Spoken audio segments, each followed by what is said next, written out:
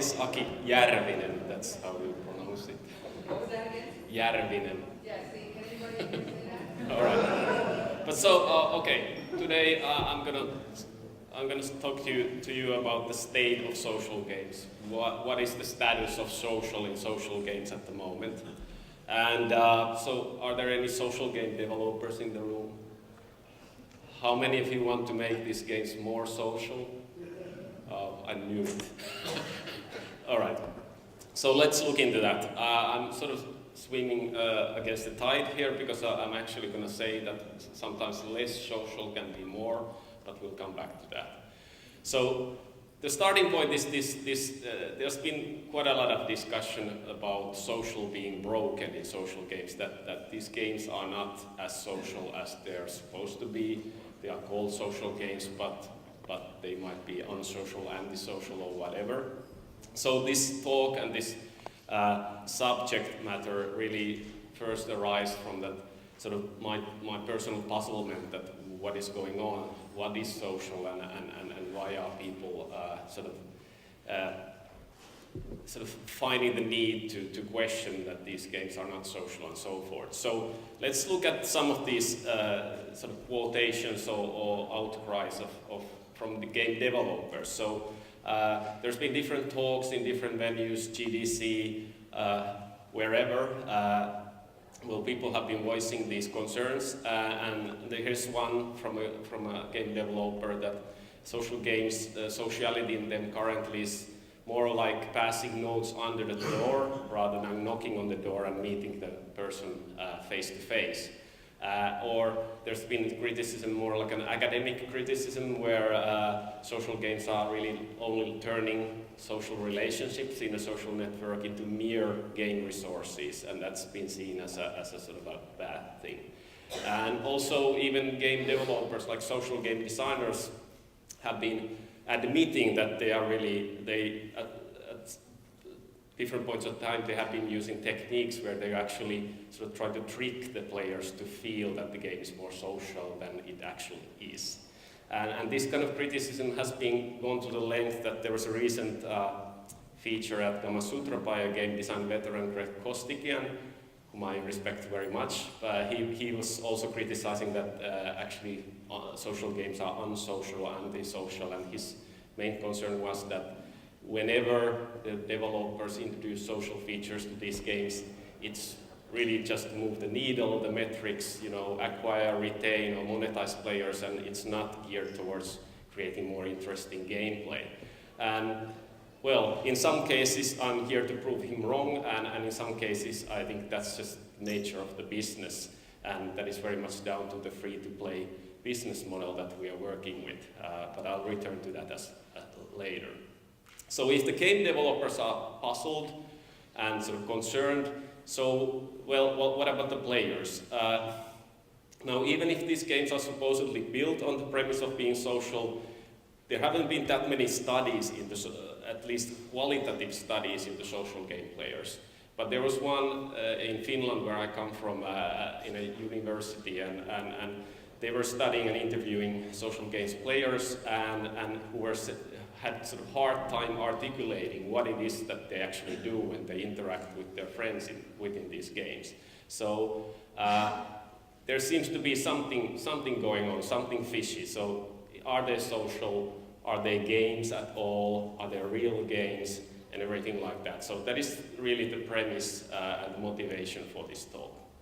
Now, before we go into the social aspects and some concepts that I want to sort of unravel this topic with, I've been using this kind of a working definition of what social games are. And this is meant to be a general definition that doesn't, is sort of platform agnostic, so that whether it's Facebook, Google+, Twitter, or whatever, this would work. Here's how it goes. They are online games that adapt your friendship ties for play purposes while accommodating your daily routines. So this is a definition that very much emphasizes the very casual nature of these games. So rather than these games as products asking you to dedicate and reserve a certain amount of time or a certain place for gaming, they sort of accommodate to your routines, whether it's at work or home or wherever. And now, what I've been working mostly with Digital Chocolate has been Facebook games, and Facebook games sort of present one particular instance of this definition.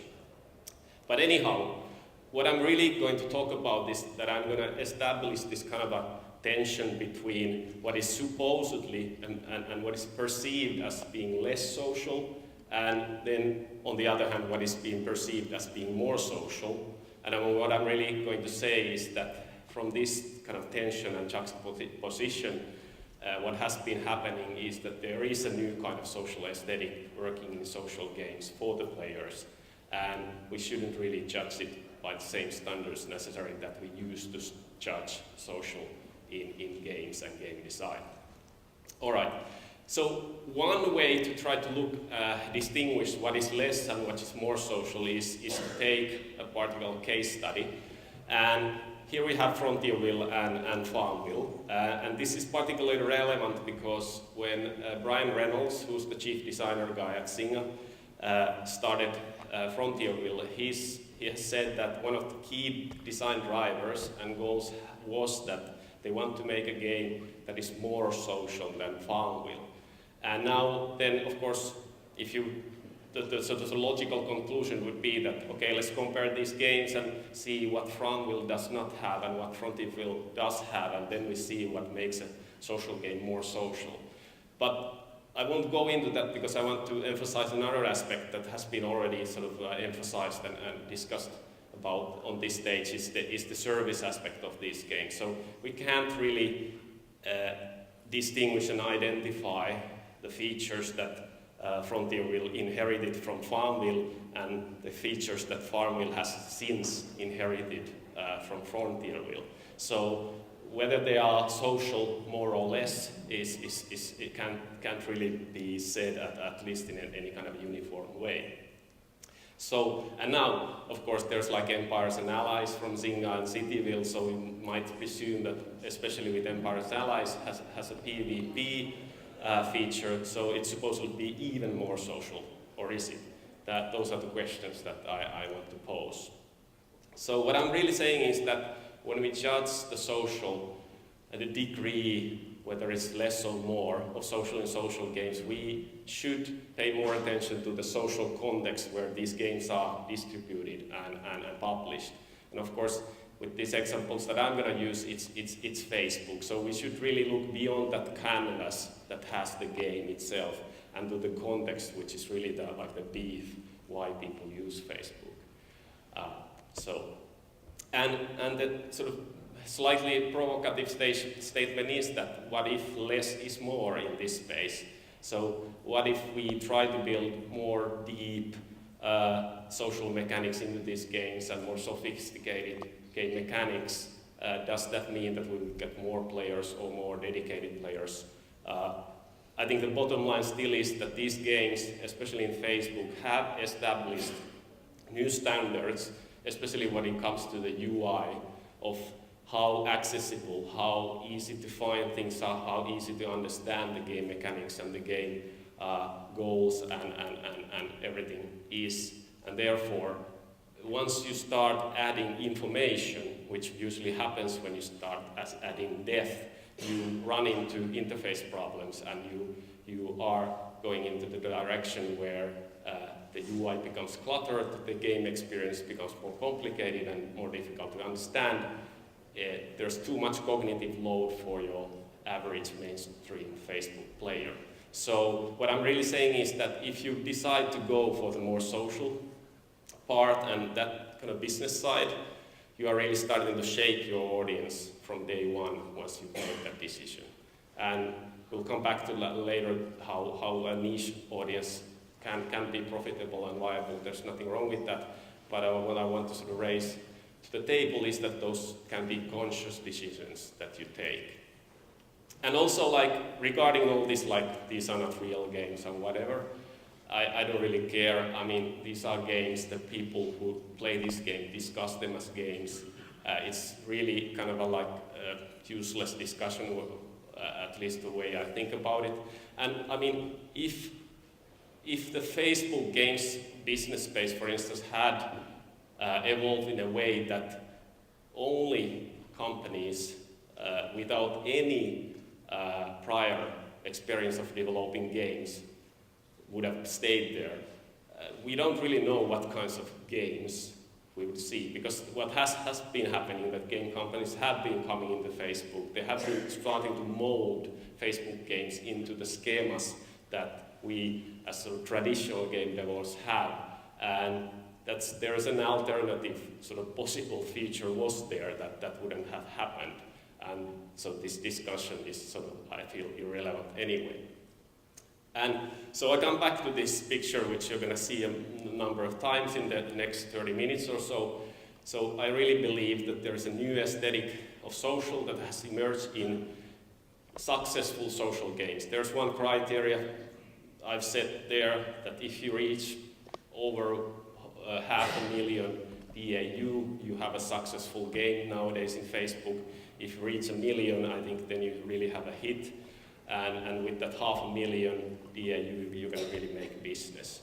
And whether then you are at what point of that sort of spectrum between less and more social, I think you need to be somewhere in between and need to sort of embrace the new social aesthetic. And I will be sort of unraveling what that means in what comes. All right. So I also have a PhD about games and psychology and emotion and stuff like that.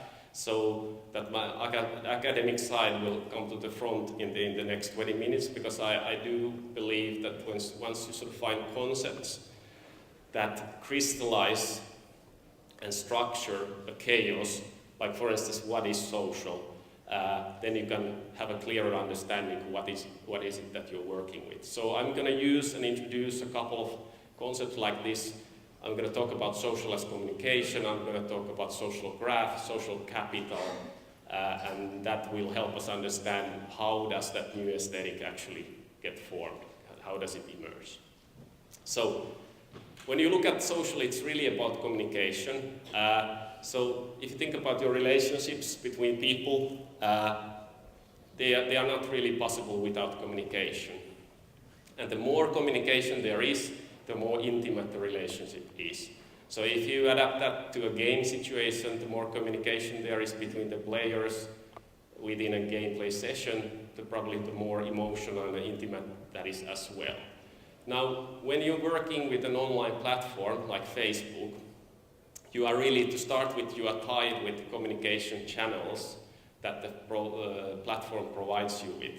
So Facebook, for instance, is a social substrate, and it's also a viral substrate that gives you sort of ground where to fertilize your sort of degree of how social you want to be. So if you feel the need that your game needs other sort of extra or more nuanced or more extend flexible communication channels than what Facebook as such provides, then you are taking a step towards the more school of aesthetics in the social space. Here is a picture from Wild Ones, which has a chat, for instance, because even if Facebook provides a chat, you can't really use it within the canvas in a way that this game needs. So in order to meet the goals of the game, the developers felt the need to introduce a real-time chat to the game, and that of course makes the communication for those who embrace it more intimate, more real-time, and you might get a stronger sense of social presence of the other players. So that is one of the concepts that I'm going to use here is social presence. Now, this is a painting illustrating how kids often play. So they are playing essentially with the same tools, same resources, in this case sand, drawing to the sand or asphalt or whatever, but they are basically making their own drawings. And every once in a while what usually happens in this kind of a setting is that then they check back on what the others are doing, then maybe go back to what they're doing. And this has been dubbed in studies of children's play as parallel play. And this is, of course, I think very much what happens in Facebook games, for instance. You have your own restaurant, cafe, farm, city, whatever, you play with it, the other guys, your friends, come to check upon it every once in a while, but then you get back to your own thing. So why I'm choosing this example is that this helps us understand where we are in terms of the social presence that Facebook games currently deliver, so to speak.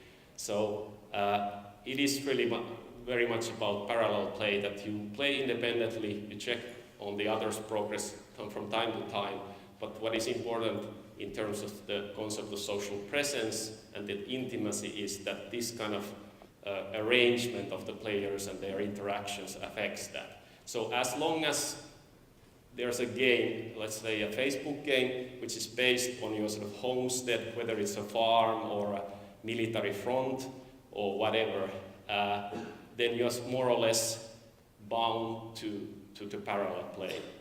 And if you look at this kind of a phenomenon from the perspective of traditional game design, multiplayer games, social games, it very well might be perceived as being less social than what people want to build.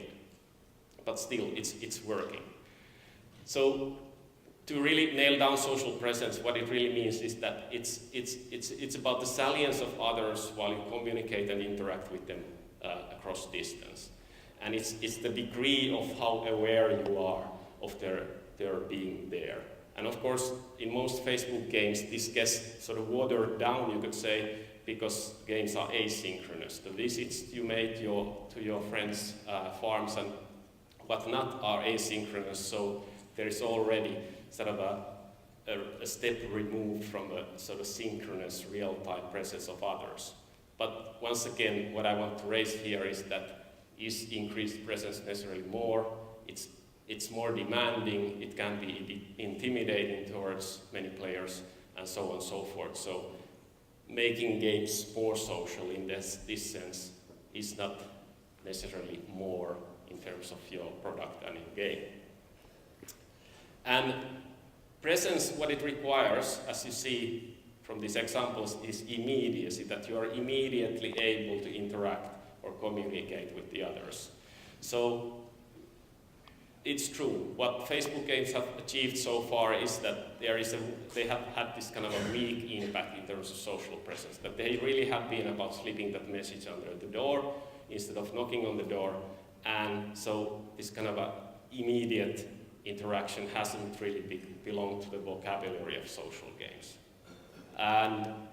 But there has been steps towards greater immediacy. But what is interesting here is an example from Gardens of Time, and many games do this nowadays, that they have this own message center, which basically makes it more immediate and accessible and convenient to send requests and accept requests from friends. So you can do it sort of within the game in canvas rather than going back and forth from the game to the request page on Facebook and so on and so forth. But what it is interesting here is that, of course, remembering, for instance, Greg Kostikian's critique, this is not happening like within the canvas, in the actual gameplay, you could say. It's happening sort of on the periphery, on what has to do with sending invites, sending requests, the sort of communication layer that Facebook facilitates.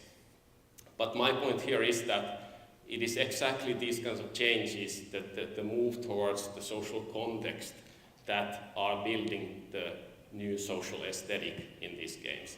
And we should judge the degree of them being less or more social based on these kinds of observations rather than sticking to the sort of old schemas of what games are supposed to be about and where the essence of gameplay lies.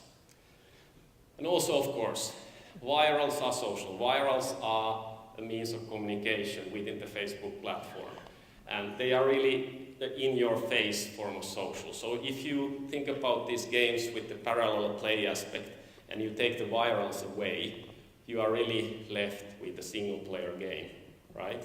At least how the game appears to your friends who are not necessarily even playing the game. So what this really points or puts stress and importance towards is that you need to create socially acceptable virals.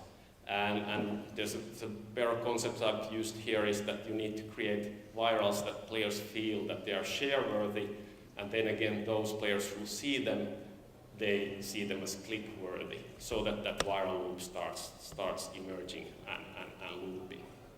And really, what has changed in the last year and a half is that viral with Facebook games has really become a retention tool rather than an acquisition tool. So it's really for the existing players to keep them coming back and holding that marriage, as Ralph Koster put it earlier today. All right.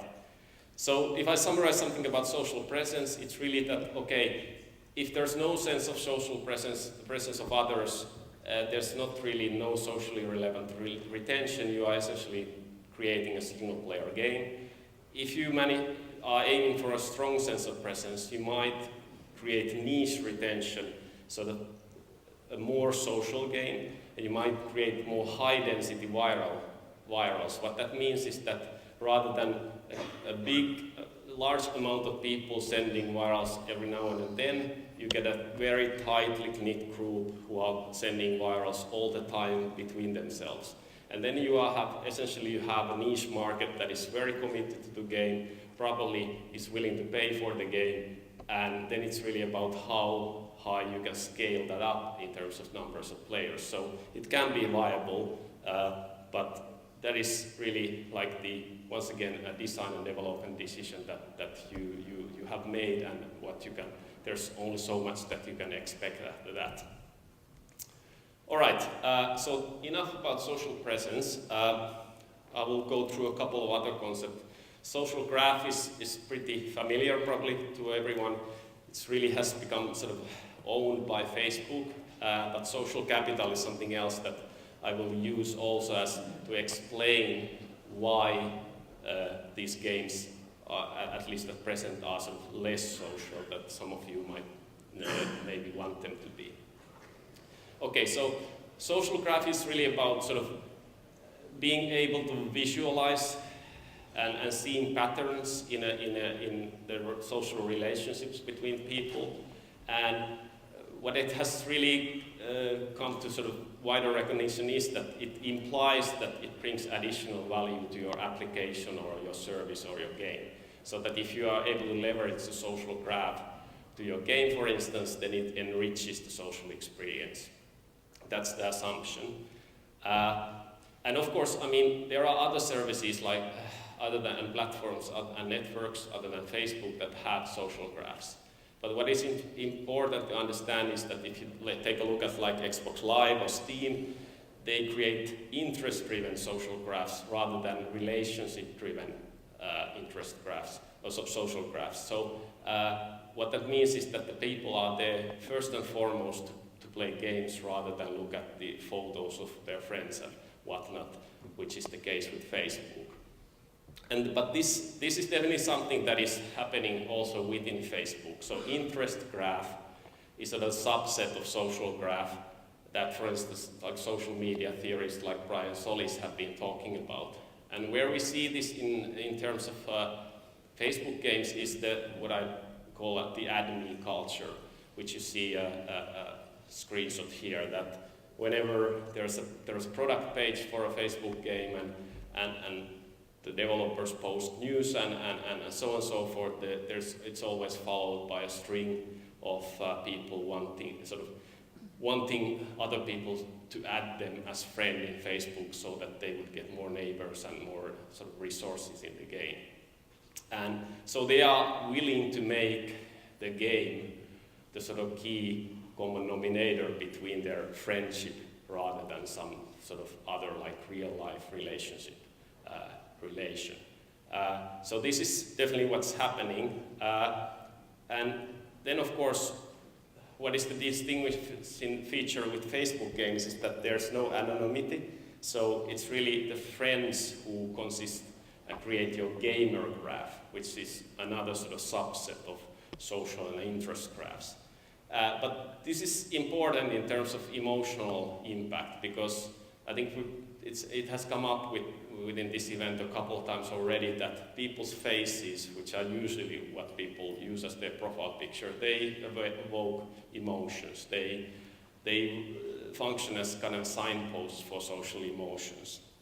And they are not trivial, so even if this could once be, again, the sort of friends bar, could be dubbed as kind of a less social feature that somebody would want to implement in their game, it's not a trivial feature. I wouldn't say that it's less in any sense.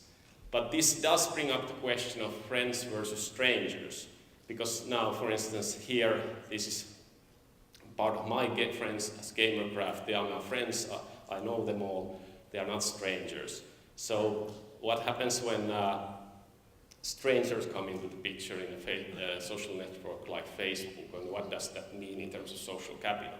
Well, it really articulates this kind of a division that has always existed in human networks way before there was computers or whatever. So there's always been cooperation and competition, and so this kind of like tension gets articulated in Facebook games as well. But still, in most Facebook games, you don't really find strangers. And this kind of a less of a solution is due to the fact that is sort of built around the core use case of Facebook. It's built around the fact that you're supposed to know these people and they're supposed to have some kind of meaning beyond games or apps or stuff like that.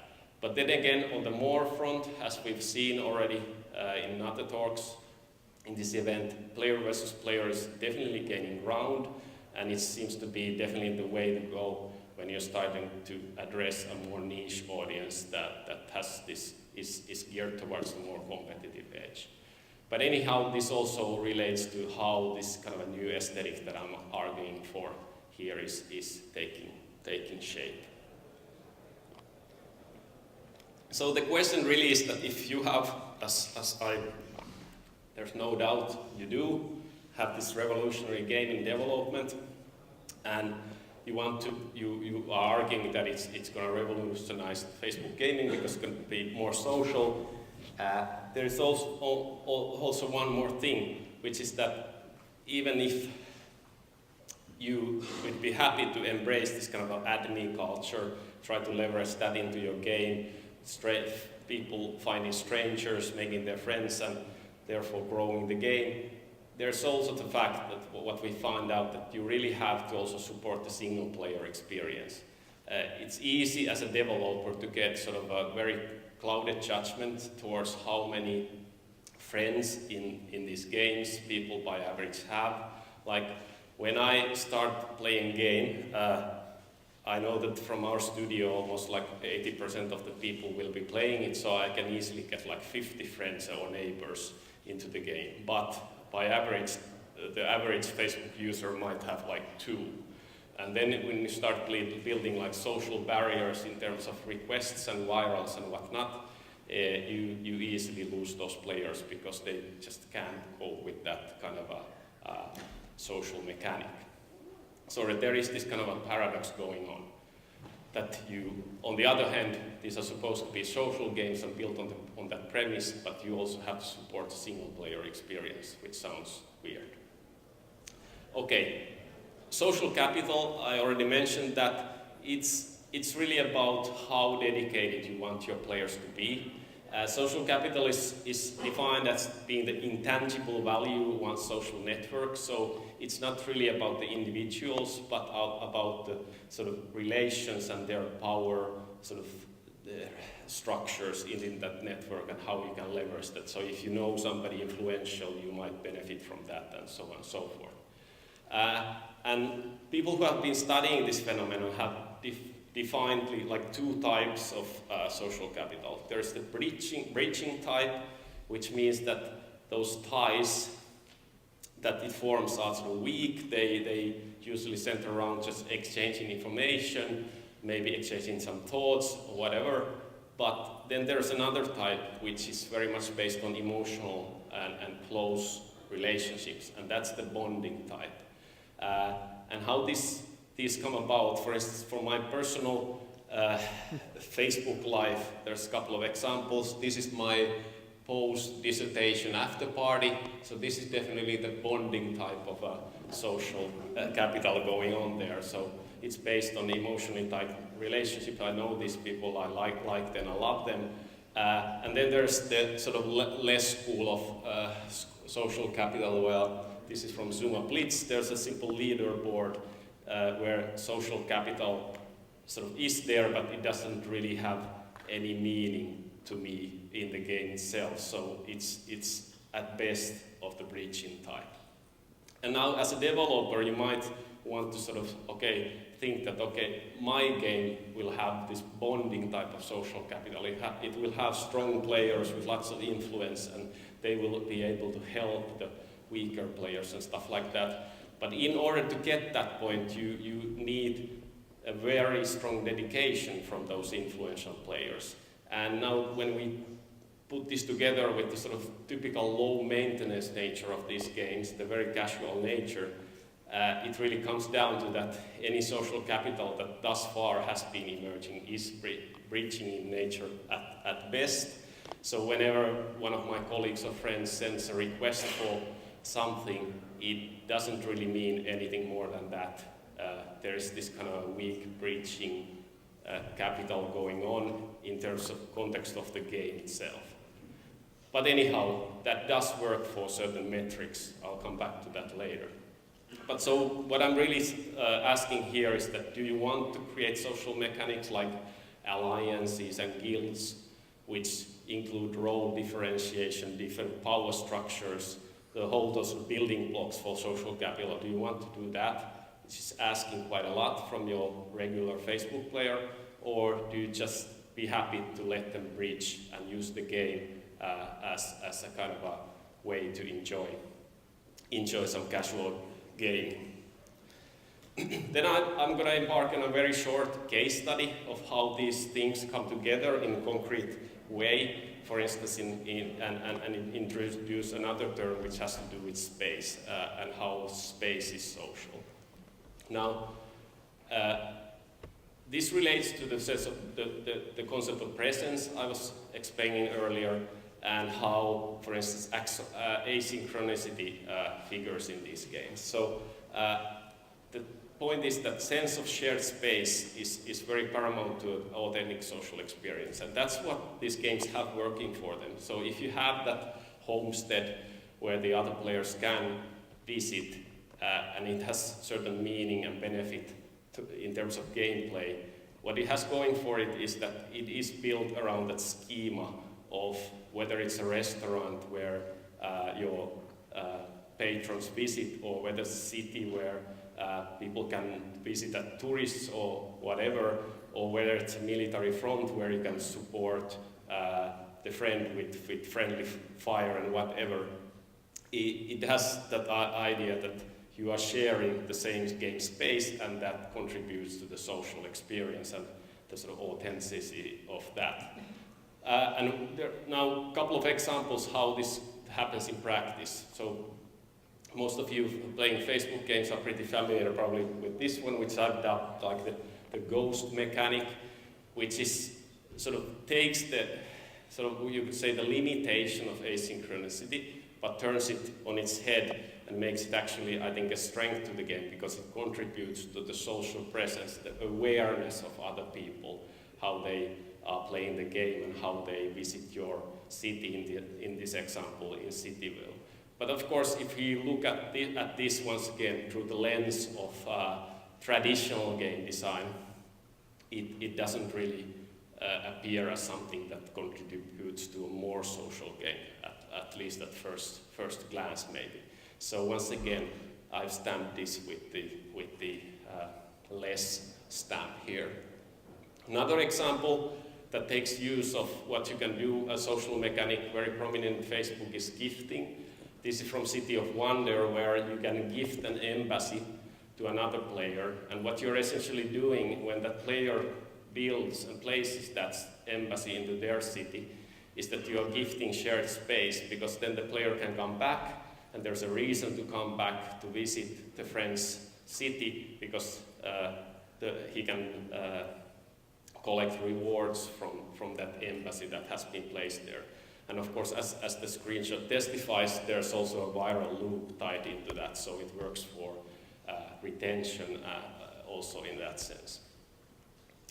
All right, so before I go into unraveling and saying some concluding remarks about the more versus less social thing, here are a couple of things to sort of summarize. So yes, social is communication. It's if you want to start building extra channels of communication on top of the social network you are working with, that might be a risk in terms of intimidating the players and demanding extra commitment from them.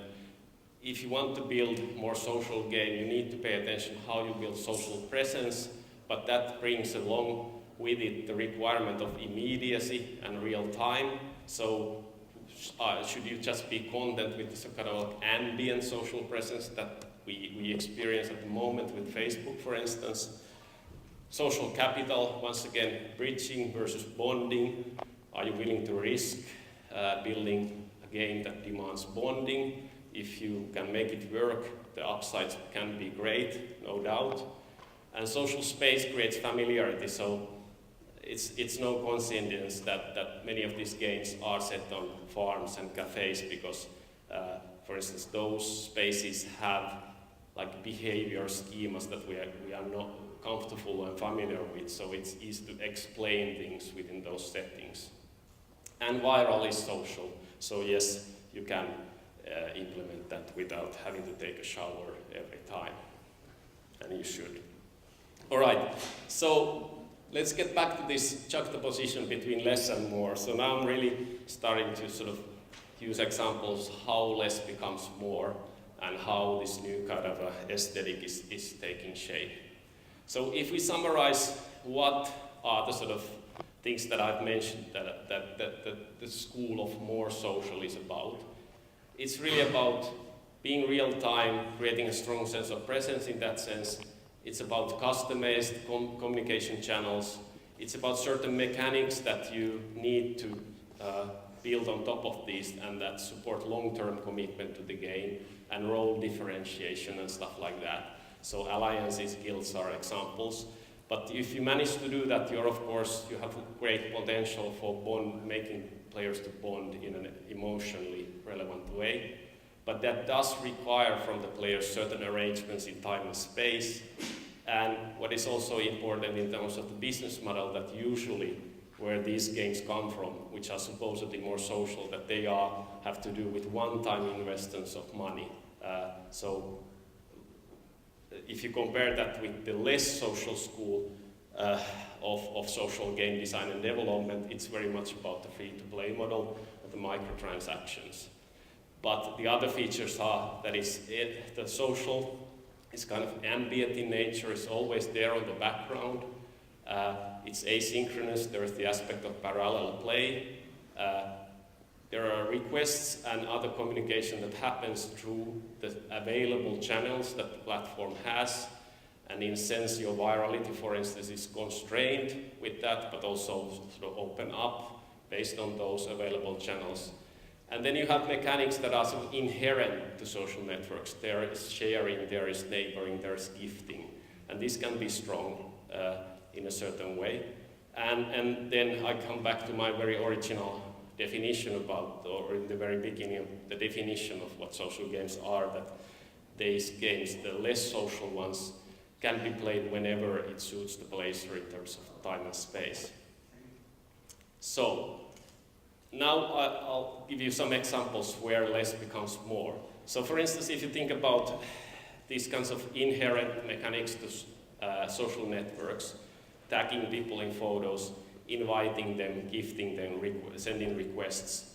And then you take an aspect of the more social, like role-playing, where it really demands investment to the character, and there's of course great promise of change and a development with the character. But really, in this space, I think what becomes more rather than less is how you can make people sort of in a casual, less social manner start tagging, inviting, gifting, sharing between themselves. And it's very much, this argument has to do with the context, and the context is the context of social networks that is primarily meant for something else than gaming, even if that might be shifting as we speak. But then, so you might say that, okay, you're just saying so, but this is where I want to pull out the metrics card.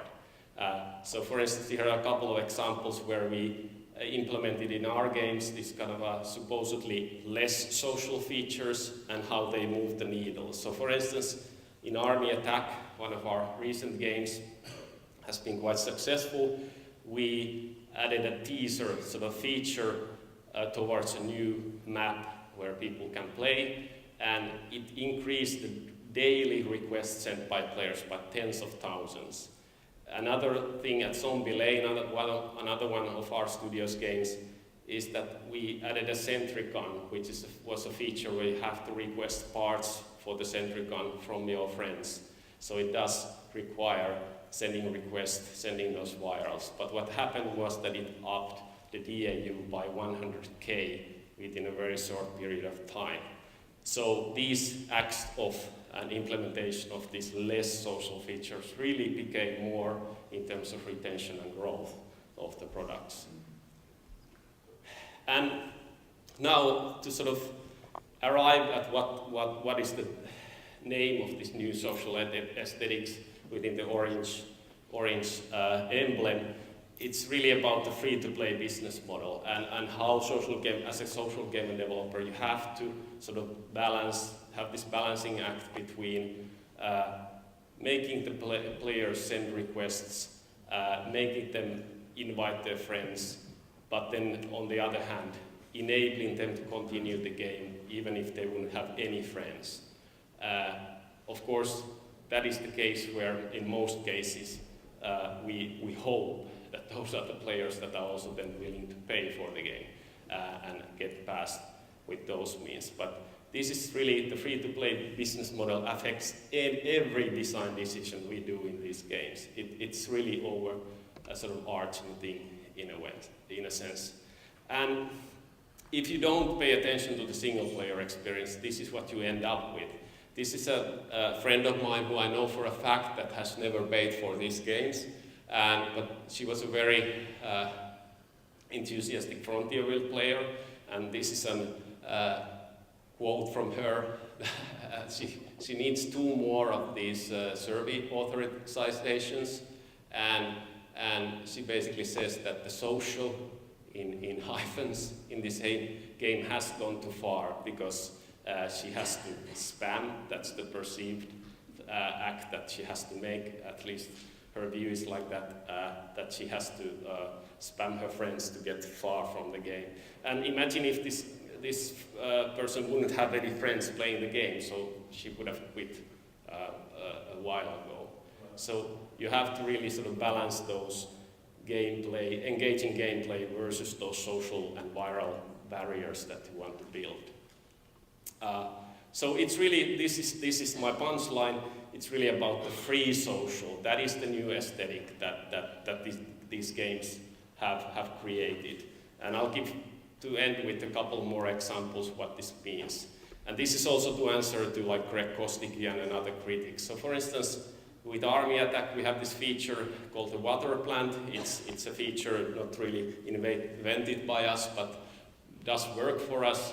So the more people you are able to invite into producing water for your troops in the game, the more water by hour you get. So there is a definite benefit for the game. It does help the players. I think it contributes to an interesting gameplay, unlike critics like Kostikian say. But of course the reality is that then we do want to provide a way to pay your way to freedom in a way, so that you can add friends and add to the production by paying. But there is always you will always get one certain amount of the resources, but you can sort of expand and add to your production by getting your friends to go along. A similar feature in Empires and Allies is how to extend neutrality. This is also relevant regarding the PvP discussion. So in this game they have made the decision that if there are players who are not comfortable with player versus player, they don't want players to attack them, then they can try to extend their neutrality by inviting players. And what is relevant here is that your one friend gives 18 hours of production, so you always, after every 18 hours, you have an incentive to send another request. And this is very much about what the free social is about. Another example is that what can work for the free social is also that how do you execute whatever is it that you can do with your friends. So what we've really nailed with Army Attack is that when you go to your friend's front, you feel really powerful helping them. You shoot from the sky and you played the game, you know what the goals and challenges are, so you really get this sense of helping them. And it also has a cool implementation, execution in terms of animations and sounds and everything. So even Ken Levine seems of Bioshock System Shock fame seems to like it, or at least tried it. So we're very, very happy about that. But once again, one example of what the free social is about. And to end with, the free social is about, of course, about a gift economy.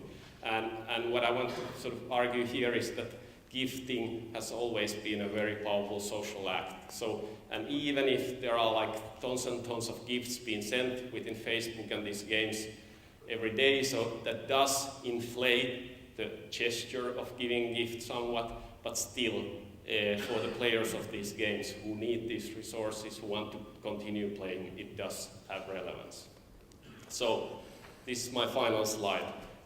The free social is really the state of social in social games at present, I argue, and it is very much based on the free-to-play business model, and what it really brings about is the MPSOG, massively parallel single-player online games. So there is this paradox articulated into this MPSOG. And what that means is that these games, the free social accommodates both free and paying players.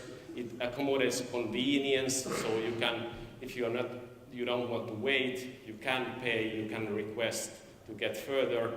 So it's very much based on the virals and requests. That's the basis of the free and the retention. And also the free social is very aware of how the platform is changing. So it adapts to the industry and best practices and to the platform, so how Facebook changes, we need to live with that and change along with that. But the bottom line is, of course, that the free social is and needs to be about fun as well. So, because what we found out really is that if you make the game fun, fun monetizes well. So that's how it works, and we have evidence that with our games. So the free social is not about anti-fun or anti-social, it's about definite types of social, it's about fun. So that's it, thank you.